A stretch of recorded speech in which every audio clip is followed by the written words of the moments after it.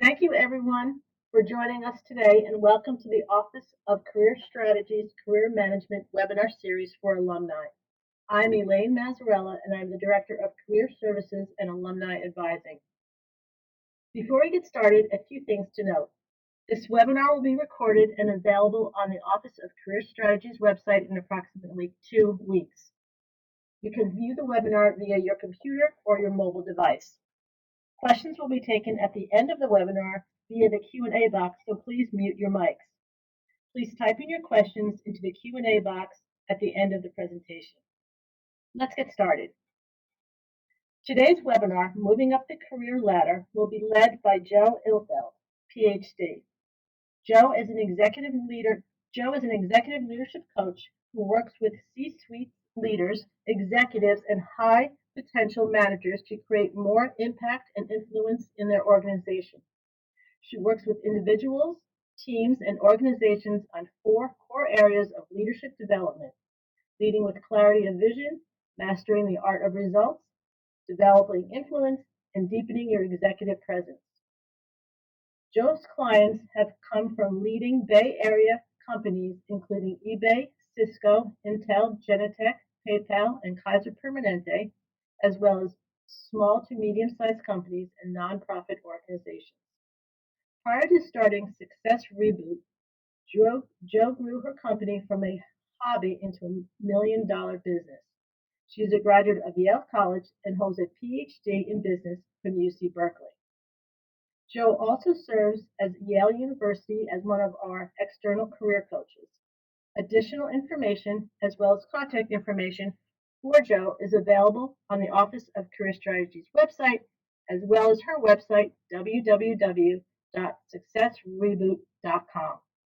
Now let's hear from Joe and begin today's webinar. Thank you so much, Elaine. And I'm really excited to be here with everyone. And for those of you who've ever done a webinar before, we had, of course, our share of getting it all right and getting everyone on. So thank you for being here and making it on.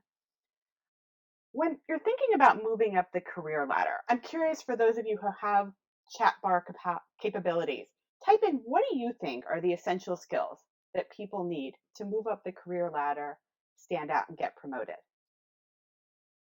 Getting along with people, very key. Making connections, communication skills, leadership, drive, confidence. These are all great ones. And as you can see, there are so many different parts to moving up the career ladder. So let's talk about what we're going to focus on today. When I'm working with clients, I'm working with them on 4 main areas of career growth that I believe are key. First one, leading with clarity of vision. How do you come up with your vision, and then how do you use it to inspire others to follow you? Mastering the art of results. How do you master getting things done through yourself, time management, productivity, and delegation through others as well? And then developing your influence. How do you learn how to influence and impact people who you have no direct authority or control over? And then deepening your executive presence. That's how you use your physical presence to really make an impact on others. So today, what we're mostly going to focus on is deepening your executive presence and developing your influence, because those are 2 things where I believe that I can give you 3 skills that you can start using right away. And this is really key because it's very easy to listen to a webinar, think, oh, that was an interesting idea, and never put it into practice. But my goal for you is to hear something in this webinar that you think, okay, I want to try that, and then start putting it into practice in the next week or 2. Because like everything else, like trying a new sport, like skiing or tennis, it could feel awkward in the beginning and like you're not doing it right, but it's just your body learning a new way of being and learning new skills to try. Also, I wanted to make this really easy for people so that you don't have to write down notes a lot during the webinar. So if you just text the word career to 38470, it's a short code, but there's no charge at all. Then after the webinar, I will send you all the slides as well as my leadership assessment report. So a little bit more about me. When I graduated Yale in 1996, So I'm coming back from my 20-year reunion soon. I went to work for a small boutique consulting firm in Silicon Valley, and I worked really hard. I got great performance reviews, but then after a couple years, something funny happened. I realized some of my peers were getting promoted and I wasn't. And I felt really embarrassed. I felt ashamed and I felt confused. I didn't understand why, if I'd gotten good performance reviews, I wasn't getting promoted. And to be perfectly honest, it wasn't until I was getting my PhD in business, until I was learning more about leadership, that I realized that while I'd been doing good individual contributor work, I hadn't been managing my reputation and my visibility, both upwards and downwards in the organization. And as I've worked with hundreds of people, I've found that how you manage your reputation, your visibility, your influence in the organization is just as key to getting promoted as doing great individual hard work. So, as we said, I'm gonna focus on how you develop your influence, a couple of key skills that you can start putting into practice right away, and also talk about executive presence, how you get it, how you play with it, what does it look like. And I do want to try to be as interactive as possible. I know with these chat boxes with a lot of people, sometimes I can miss things as they're coming down the pike. So be patient with me, but I want to try to get people participating because I think it's more fun for you that way. And I also know that you'll take away more and learn more during it as well. So, okay, I jumped the gun. But before I go any further, just tell me really quickly in the chat box, how do you like to start meetings? Or if you're someone who doesn't have control over the meeting, how do you like it when others start meetings? And I'll just read some of the responses as they come through. Review agenda, icebreakers, purpose, process, payoff. Have an agenda, welcome the attendees and state the purpose. A lot of agendas, a lot of introduction and review, getting people warmed up, on time, structure. Great, these are all great. And we'll come back to this later for how to keep doing that. So I like to joke that a lot of the skills of influence are ones that we learned really early on in the playground, which is be nice, play fair, and know when to stand up for yourself. So let's talk about being nice, or in this case, building trust. A lot of us have certain ways that we work in the world, that we believe that we work in the world. Like you reserve judgment until you have all the facts.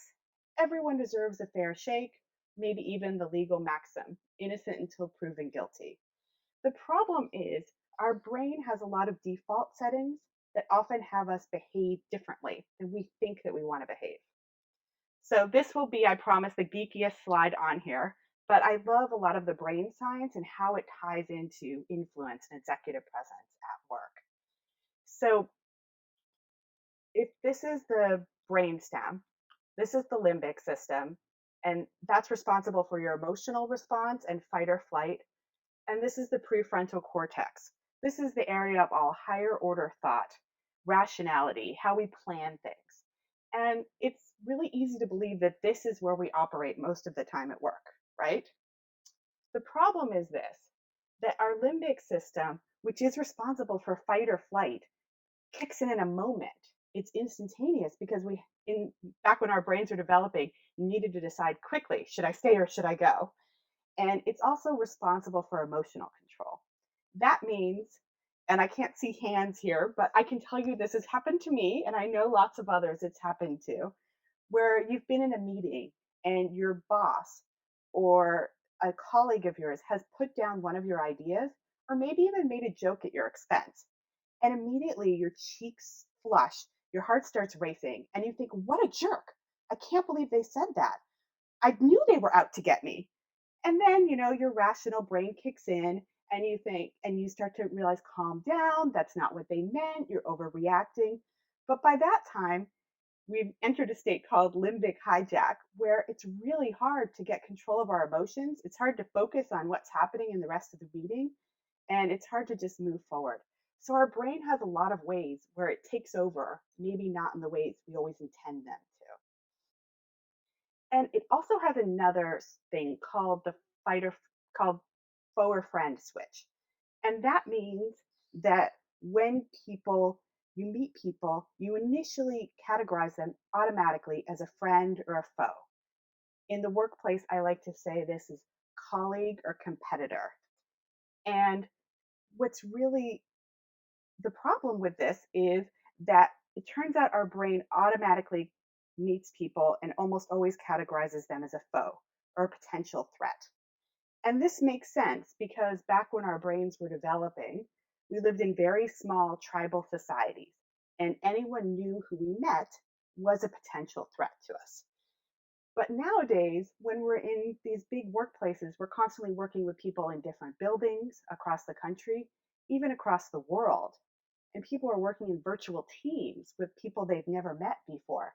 So you have to start worrying about if people are automatically classifying you as a potential threat, as a potential competitor, rather than seeing you as a colleague and a collaborator. And in the modern workplace, this happens everywhere. So there's new clients and customers we're meeting with, and they're sizing us up and thinking that we are a potential threat or not, they're skeptical about us. Similarly with promotions, often you get moved to new departments, new teams, and they're all sizing you up and are very skeptical about you and worrying about you. New team members, whether you are coming onto a new team or you are bringing new people onto your team, you have to recognize that when you bring someone new on, they are being viewed as a potential competitor, a potential threat. And it's hard to get your teams to be collaborative and productive when you have this threat going on. People can't work really well together. So often I'm hired by companies to work with either high potentials or senior leaders in their organization. And one company hired me to work with a CFO. Now, he was very smart, very analytical, very good at his job, but he would go into these executive leadership meetings and they'd be talking about what he called, quote unquote, the airy fairy stuff, like working on mission statements or branding for the company. And he would feel that whenever he spoke, people were rolling their eyes. They didn't think what he had to say was valuable. And he started to freeze up. He literally couldn't talk in these meetings. And then, of course, people viewed him as standoffish and not willing to participate. And I tell you this because if it's happening in the top levels of your organizations, it's happening at all levels of the organization. And so it's something you really need to think about and be very aware of. So now I'm getting back to how we start meetings. And yes, it is important to have agendas, to have start on time, to have structure, to have goals. But it turns out that one of the most important part of the meetings that you can do is also the small talk, which some people mention at the beginning of the meeting. Because what you really need to do to flip that switch from foe to friend, from competitor to colleague, is to find some similarity with people. So those conversations like, oh, I saw that movie this weekend. I liked it too. Or, oh, your son is also playing Little League this spring. Those are the kind of conversations where you start to see people as more similar to you. And then you can trust them more. And in fact, some people call this switch in the brain the like me, not like me switch. Because what you're really doing is seeing if people are like you or not, if you can work with them. So that water cooler talk is important not just for team building and retreats, but also for everyday meetings so that you can build relationships with the people you're working with. Because you can't have influence over people who don't trust you. And to build trust with people, they need to see you as more similar than that to them than not. Either if it's just similar values, you don't have to be the same person to them. And if we go back to the CFO that I worked with, what we were able to do with him is we didn't focus on how he was in these group meetings, but we actually had him walk the hallways and have what he called, quote unquote, time wasting conversations, at least he called that in the beginning, with other members of the executive team, of the variety of like, oh, yeah, my wife and I went to that restaurant too. Oh, did you like their sushi? Oh, it's the best.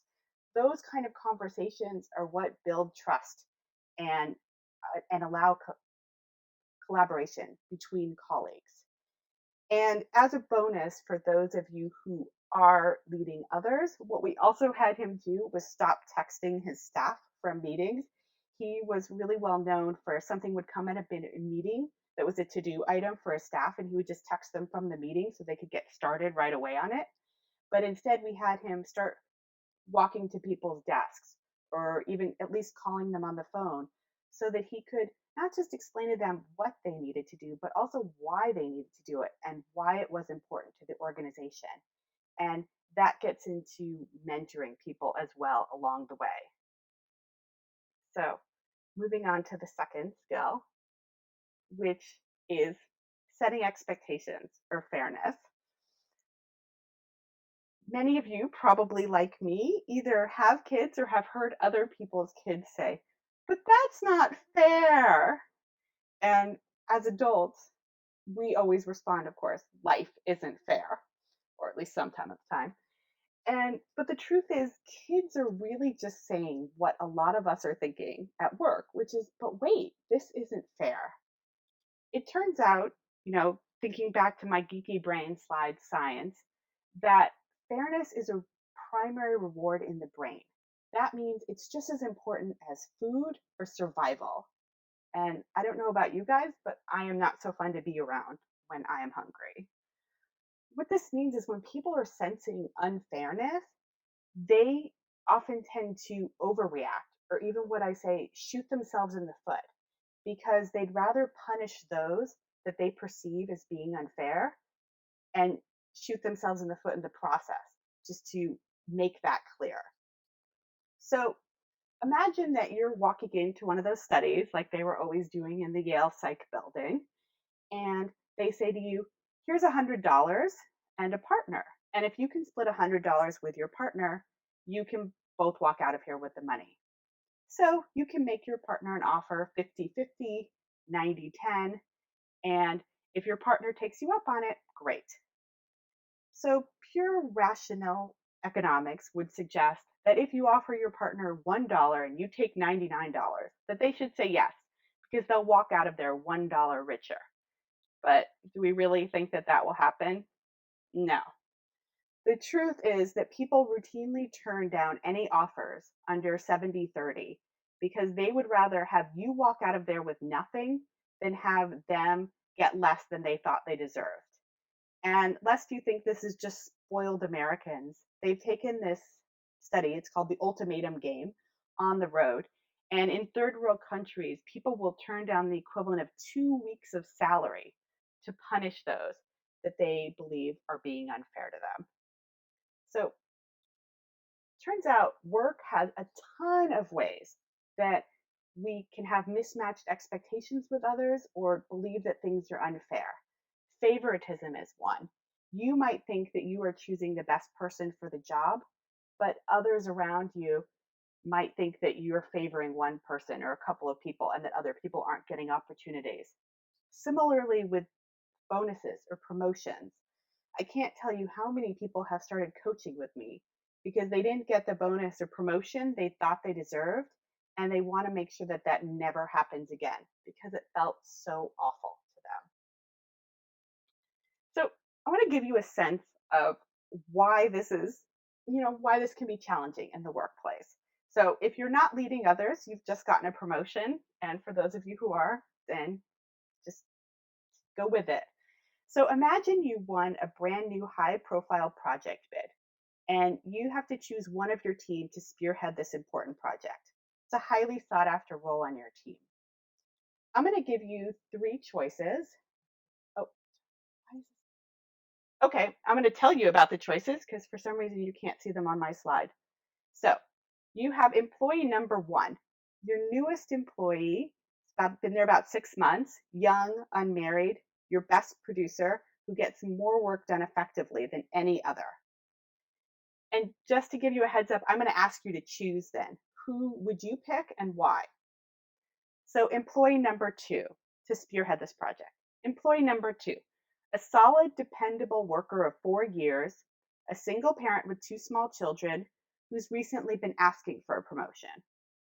Or employee number three, an experienced worker who's led similar types of projects successfully before, worked with the company the longest, about 10 or 15 years, and is, a few years away from retirement. So, and I know, sorry that you can't see those on the slide, but use the best of your memory and tell me, okay, number two. I'm gonna pause you actually. I'm gonna say, okay, who chooses number one and why? Okay, young gunner. Who else chooses number one? Okay. So one person in the group is choosing what number one? I'll wait and see if there's anyone more. Yeah, I like Grace's idea too. It's hard to choose. And is this a trick question? It is not a trick question. I'm really just seeing there's no wrong answer here. Okay, so we have one person going for employee number one, the young gunner. A lot of people look like employee number two. So to help you choose employee number two, why? Let's see, safety to complete the task. Um, Number two wants the experience. A few people are suggesting that you have number three in charge and you pull in number two to assist or learn. It's an opportunity for this person to shine, to show leadership, and give them a chance to prove themselves. Great. And who would choose number three? And so some people are saying, well, number three is leaving, so maybe they could groom number two. Um, Number three, but it depends on their personality. Okay, right? We don't know all the variables here. Number three, because they've been successful before, they have institutional knowledge, especially it's a high risk, high visibility project. The number three can be the safe choice. Okay, these are all great answers. And, as I said before, obviously there's not one right person to pick, but the reason I do this is because in any room, I often find the room splits. And some people come up with combination options, like some of you have suggested, but people generally feel pretty strongly about how they pick. And that's why fairness is so hard, because you can see in this situation where it doesn't seem really apparent why one would be better than the other. There could be good reasons for both. And that's why fairness can be so challenging in the workplace. So the right answer isn't one, two, or three, but really there is a right answer. And that is that you have to have rules beforehand. You don't want to do these kind of things on a case by case basis. So maybe you have a rule that you have to work for the company for 2 years or longer before you can spearhead a project.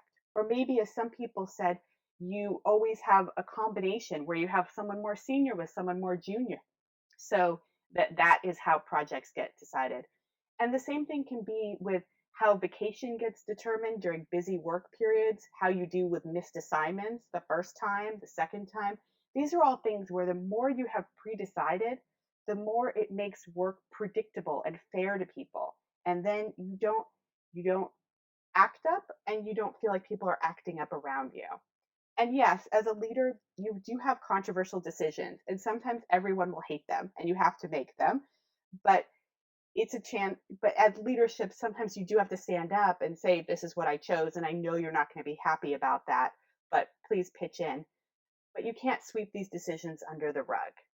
And what I find is that oftentimes at work, people don't want to have the difficult conversations because it feels too tense, it feels too worrisome, and they're not sure what they're going to find out. What this means is that oftentimes there are places where you and your boss or manager or your team might have very different expectations. So, unclear expectations. I often find people are very unclear with what it takes to get promoted. I was a perfect example of that. Back in my first job, I thought that just doing a great job and doing well on my projects was what it would take to get promoted. But I actually needed to show more leadership and show more initiative than I was showing in the workplace. Similarly, with conflicting expectations, where I am in the Bay Area, there are a ton of flexible work arrangements or work at home, telecommuting. And what you often find is one person might think, well, as long as I get my work done, I can do it anywhere at any time, and that's fine. Whereas their manager might be thinking, this person is never around when I call them. I never see them in the office. And when I send them emails, it takes them a few hours to get back to me. It's very frustrating. And so there might be times where you have conflicting expectations with the people around you. And then unstated expectations. I think this is often happens with promotions. One person is thinking, well, it's a meritocracy. If I'm doing good work, I should get promoted. And their boss or manager is shocked that this person even wanted to get promoted because they never mentioned it. They never brought it up. They weren't gunning for that promotion. So I just wanted to give you a moment, and I'll probably have to keep moving on because I want to make sure to get to all the content. But to just think about what is one expectation that you want to make clear and stated between you and your boss or your manager, or maybe even your team if you're leading the team. What's something that you've just assumed that they knew about how you work or what you wanted from them that you can really have a clear conversation with them about it? And if someone who wants to type in the box, I know this could be a little bit of a sensitive issue, but what is something that you think could be clearer between you and your boss?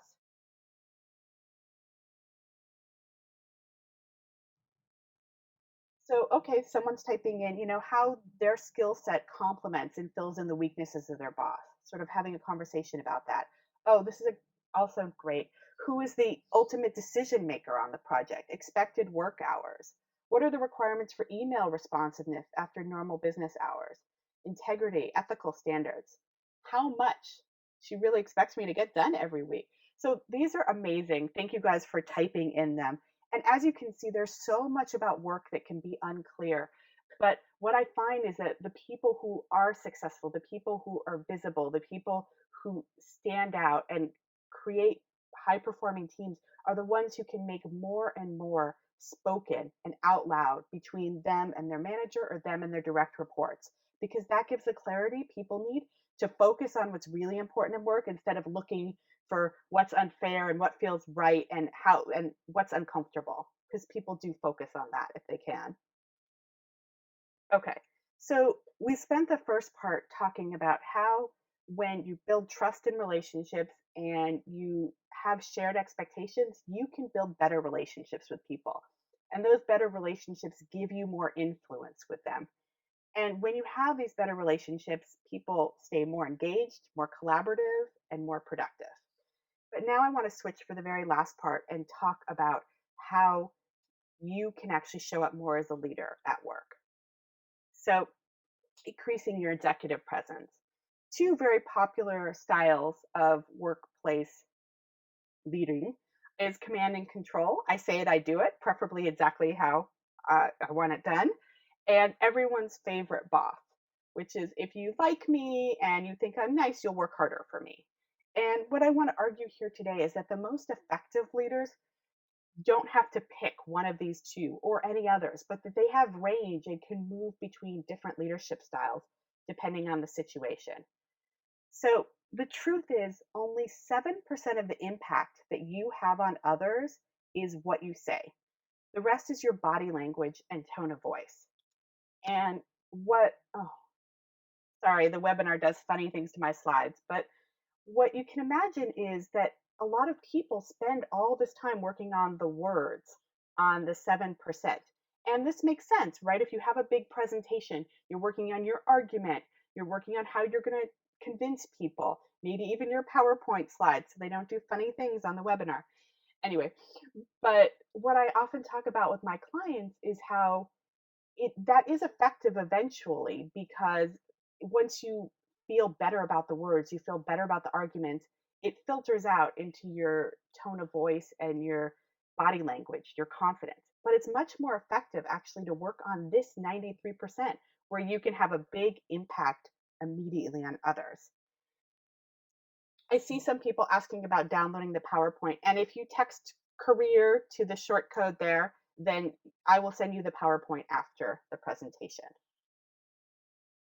So turns out that there are both high power body behaviors and low power body behaviors. High power body behaviors show your confidence, your competence, your expert status. And lower power body behaviors can often show your likability, your trustworthiness.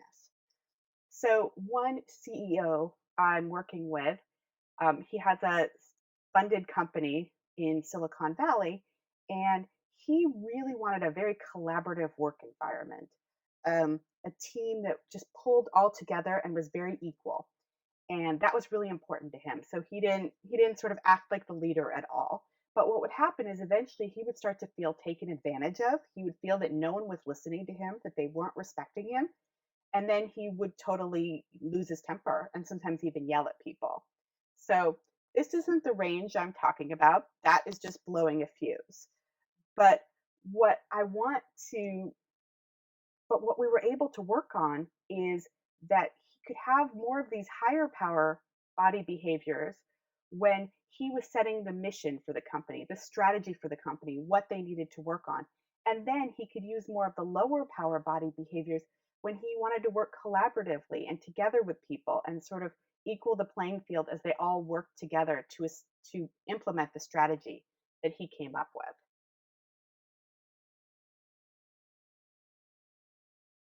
The truth is that as humans, we are social pack animals. And that means we're always looking to others to figure out where we fit in the hierarchy. That's why some people wear certain brand name clothes or drive certain brand name cars. It's a way to signal where they think they fit in the social hierarchy. But I believe that in the workplace, our confidence is what gives us status and what signals where we fit in the social hierarchy of work or the hierarchy of work. So, one last exercise, but who here? So, thinking about higher power, Bob, thank you. I am going to give examples of high and low power body behaviors. This is the first one. If you could just type in which ones here do you think are higher power body behaviors? Which strike you as higher power body behaviors?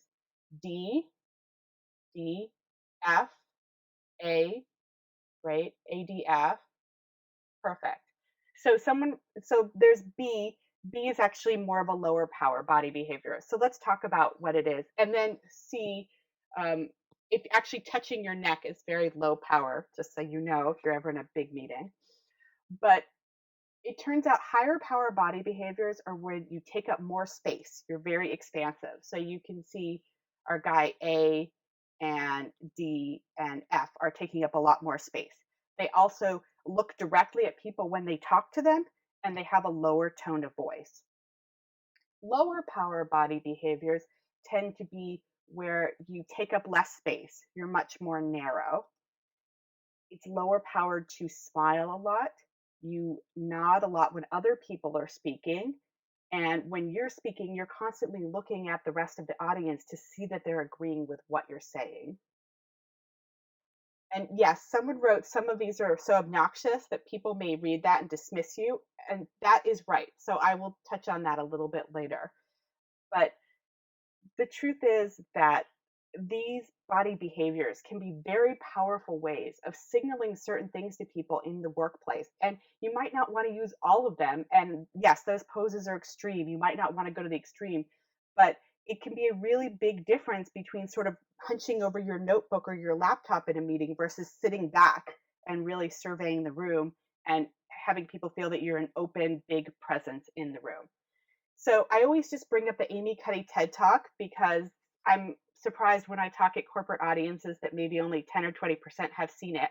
But it's one of the most popular TED Talks of all time, and it's a great 20 minutes. She's fabulous.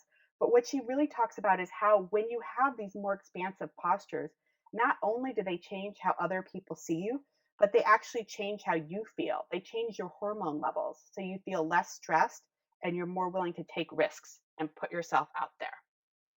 Now, one question I also get is why would you ever want to play low? Like, wouldn't you always want to seem confident and like an expert and work? But the truth is, as you know, someone pointed out, that if you have someone who is playing high or doing these high behaviors all the time, they do come off as like, oh, they're so important. They think they're so great. Oh, he or she always thinks that they're the best. So you often want to be playing low. You want to be building your likability too, because remember, that's what builds trust with people. And charismatic people, those are the people who can play with playing high and playing low and can move between those two. So when you're building trust with a new client, maybe you play low. You're finding out how you're similar and how you're like them. And then when you're doing your presentation about why they should choose your company, then you can be playing more high, playing more of the expert status. So I'm seeing great comments in the chat room, but I can't unfortunately get to all of them. So I wanted to just give you a couple of ways of how you would use this in meetings. So first of all, prepare for the meetings. What I find is that so many people are rushing from meeting to meeting. They don't have time to even think. They're checking their voicemail and their text messages as they're coming in. And so make sure that you give yourself that moment to compose yourself before the meeting, because if you walk in there checking your phone and, totally discombobulated, you are not having the executive presence that you want to have. Similarly, figure out, what is your intention in this meeting? Are you building relationship? Are you talking about issues of fairness? Are you portraying yourself as a leader? Do you want more brainstorming? These are really important points to figure out how you want to show up in that meeting. Similarly, during the meeting, we talked about body language. There's voice. Frequently, people, I hate to say that it's more women than men, but a lot of men do it as well now, is they talk at the end of their sentences and they go up, like it's a question, even when it's not.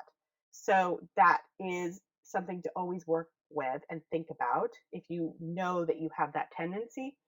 Avoid saying, like, and we all do it. I do it, and I'm aware of when I do it, and I do it more than I'd like to. But making sure that you pause instead of having those fillers is a much more powerful thing to do in meetings. And then I always like to mention, be present.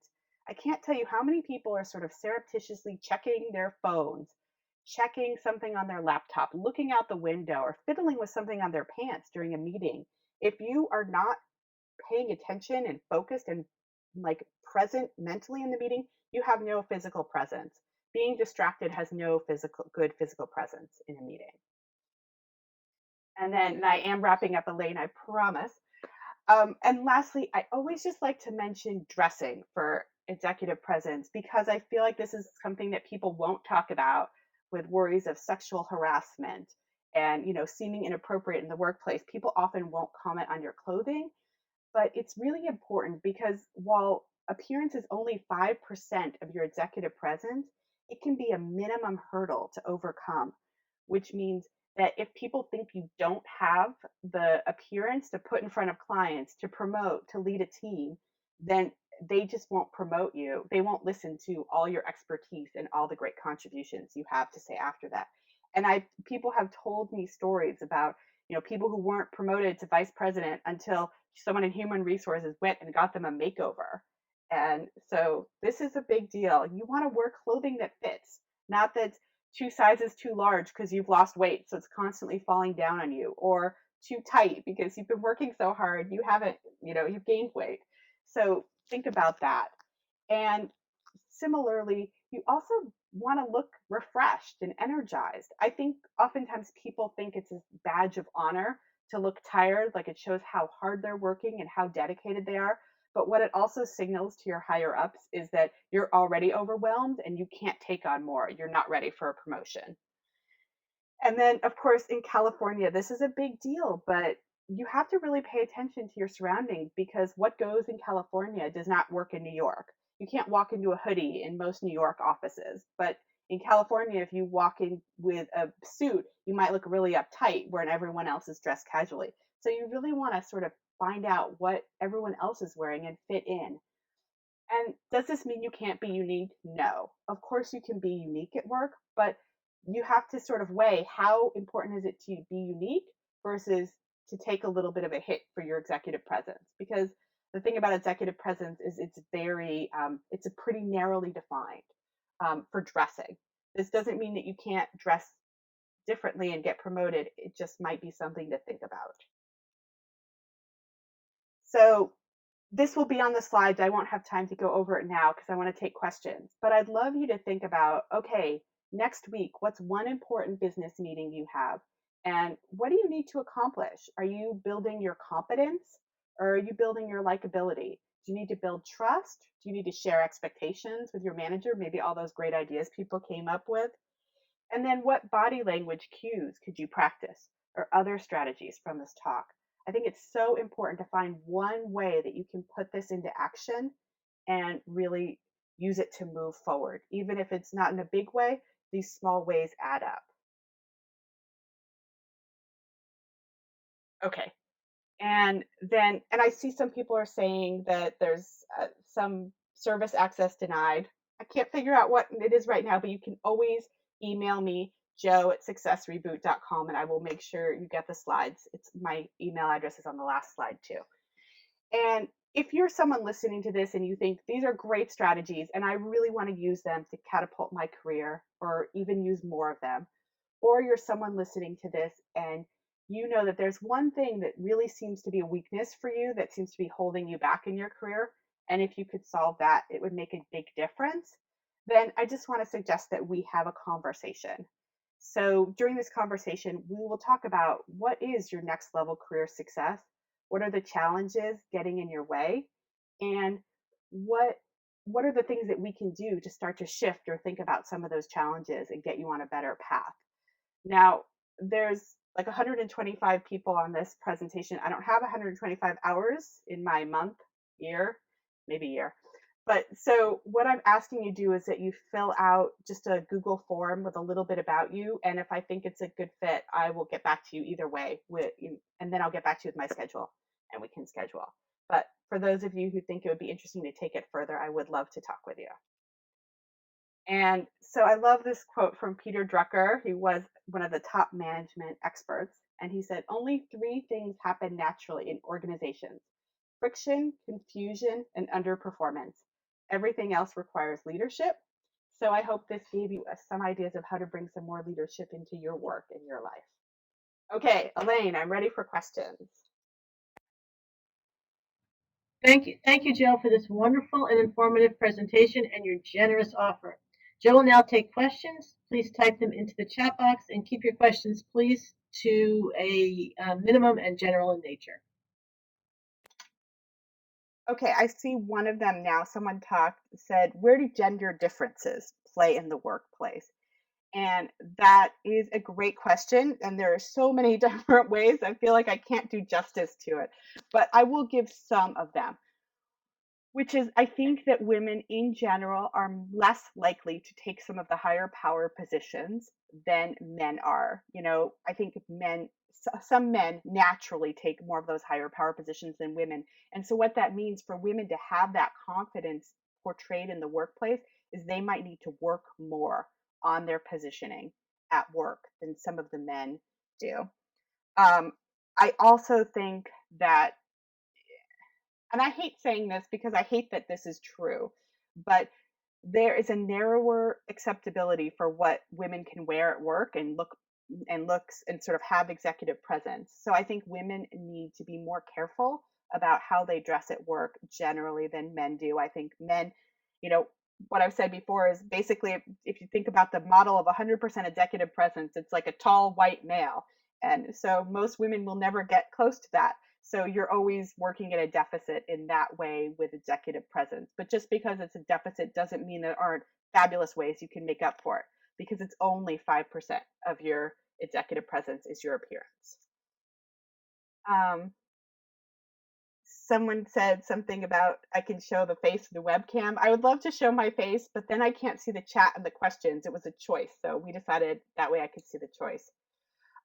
Stephanie said, if job is remote and starts moving and all the meetings are on the phone, any advice for executive presence? Okay. And so someone was reporting the HD faces for, yes.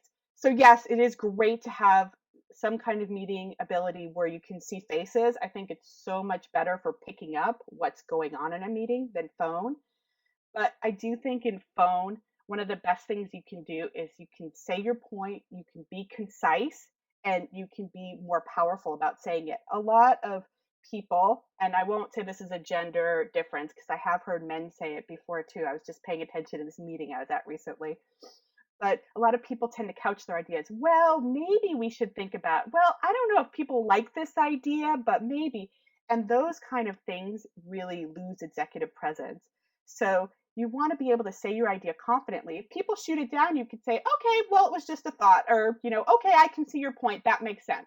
It doesn't have to be that every idea you come up with is brilliant, but you can at least put it forward in a more powerful way.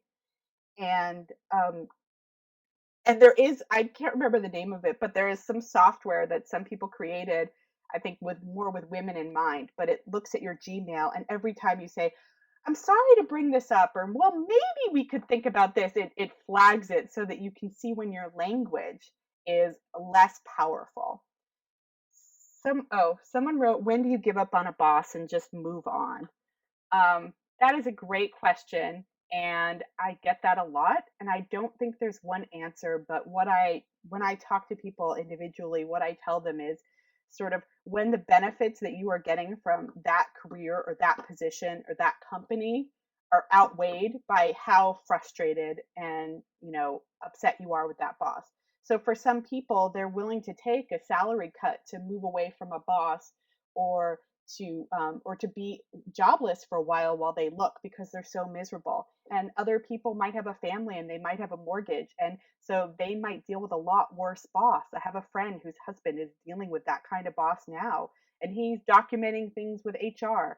Things are really bad, but he doesn't feel like he has the bandwidth to either look for a new job right now or to quit. So I think that's a really personal perspective. Okay. Someone wrote, it passed by me, but I saw someone wrote, how do you take this into job search or job interview process? And that's a great question. I think a lot of this stuff is very applicable because, first of all, you want to build relationships with people when you're in an interview process. So you want to flip that switch from, competitor to colleague, from, threat, skeptical to I like this person. So you want to try to find similarities. I often will tell people, look around their room, their office. Who do they have photos of? Who, what's on their desk? Is there, research them on LinkedIn? Do you share an alma mater, or do you know some people in common? Work that way to show them that you are like them. That's a great step at the beginning. And then look at your behavior so that you are sitting back, you're more relaxed, you're taking up more space, not in a cocky way, but in a confident way, and you're not fidgeting or doing things. I've often interviewed people, or fake interviewed people with a iPhone. Have people videotape you because so many people have these little habits that come out that they don't realize, and that really takes away from their executive presence in an interview situation. Joe, let's take a few more questions and wrap it up in about 5 minutes. Okay. Yes. Um, I'll just how important are activities outside of work, happy hours? That is a great question, and it really depends on your workplace. And, it's one of these things, well, it depends. But I was talking to someone, I was working with an executive team recently, and I was chatting over lunch with one of the guys, and he said to me, I said, oh, how did you start working for this company? And he said, well, I was interviewing with them, and I was interviewing with this one other company, and they told me for my final interview, oh, why don't you come Wednesday at 5:30? We have happy hour, and then we all go in the hot tub. And he said, I realized at that moment that on Wednesdays I would never get home and see my kids. And that was a deal breaker for me. So I took the other job. So I think what he was really smart, because he was saying if there's norms in the workplace where everyone hangs out on Wednesday nights and everyone then goes into the hot tub, that pretty much either you share in those norms or you distance yourself from the people at work, which I don't think is very helpful. Some workplaces are just purely get the job done and leave. And then if you want to go out and have coffee with people, I think it's great. I think it helps. But it's less of a requirement than if it's part of the culture of the workplace is that you hang out there together. And like a lot of companies like Google are building that into their workplace, so it sort of almost forces you to do more hanging out there because they're building the facilities there. Um, and when I'm coaching people, I'm often telling them if they feel like they are not getting someone, or if they feel like they don't have the influence that they want, to start taking people out to coffee, both in their department, out of their department. But it's getting to know these people, it's working on the workplace relationships that gives you more influence and also gives you more visibility, gives you mentors and sponsors, people who are willing to go out on your behalf. I think I've talked a little bit about virtual teams. I see that question echoed a few times, but But if there's more you want, just shoot me an email and I can think of some more. And how do you show leadership when you are the new member of a team in a tactful manner? That's a great question. Um, you know, I think it depends on who you are and what works best for you. But I think that one of the best ways that people can establish leadership in a new team is to get to know people first one on one and really have those one on one meetings. Show interest. What is your career goals? What do you want to do? What are your strengths? What are your weaknesses? What could I help you accomplish? And if you show interest in them as an individual, then when you start getting them into the team setting, you will have a lot more effectiveness with them as a team if people feel like you are behind them as individuals. And in fact, I had one woman who I was coaching who was working on a virtual team with international, and cross functional. So, cross functional teams are these great things where you have absolutely no authority over anyone. So, you're leading this team, you have no authority, and yet you have to work with people across the world. And she was talking about this one woman who was really against her, she felt against her on the team. And what we realized as she talked more is she had no idea what pressures this woman was under, what her other work was, who was so who was taking up more of her time. And this woman might have just found her like presumptuous and just coming out of nowhere assuming she would have time for this team that she might not.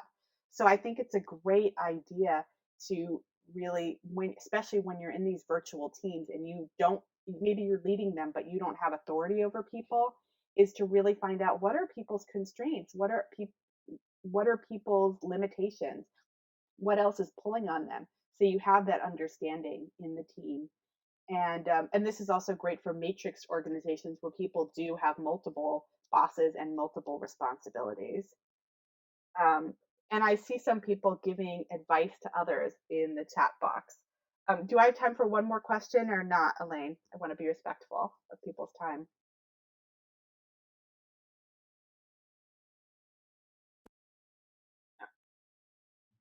Take one more question, Okay.